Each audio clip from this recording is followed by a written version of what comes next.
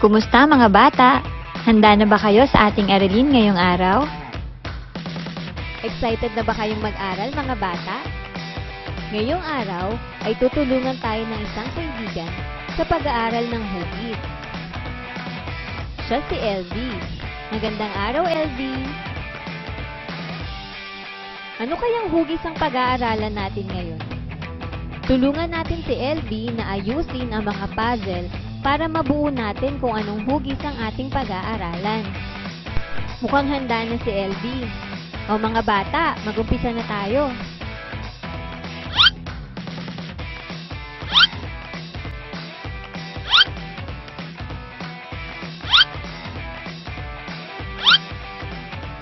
Mahusay, LV! Nakita niyo ba ang puzzle na ginawa ni LV? Ano kaya ang tawag sa hugis na ito?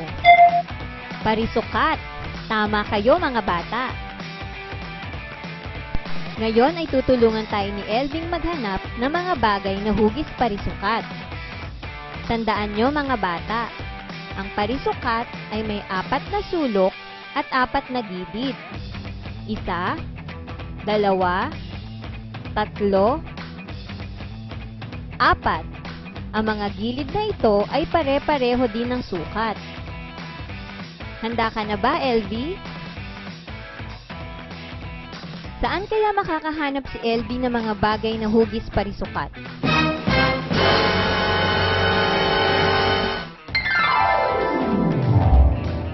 Tulungan natin siya mga bata.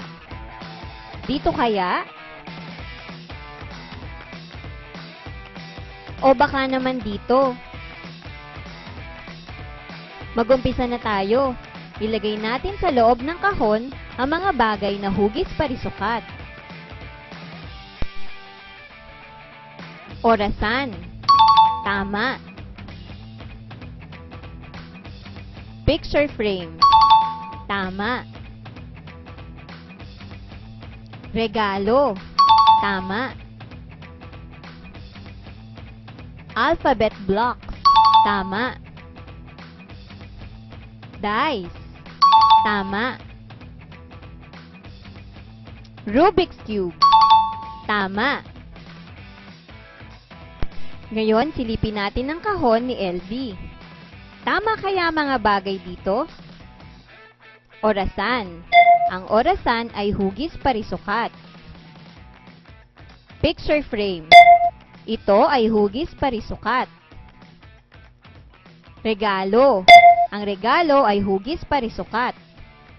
Alphabet blocks. Ito ay hugis parisukat. Dice. Ito ay hugis parisukat. Rubik's Cube. Ang Rubik's Cube ay hugis parisukat. Ngayon ay pakinggan natin ang kantang parisukat. Sabayan nyo ang kanta mga bata.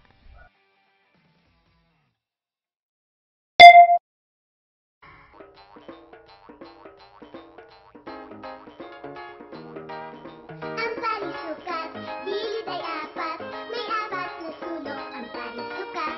Ang parisukat, parehong sukat, 1, 2, 3, 4.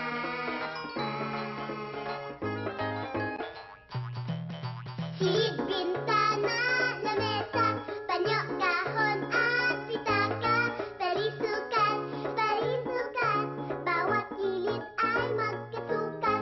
1, 2, 3, 4. Ito ang hugis parisukat.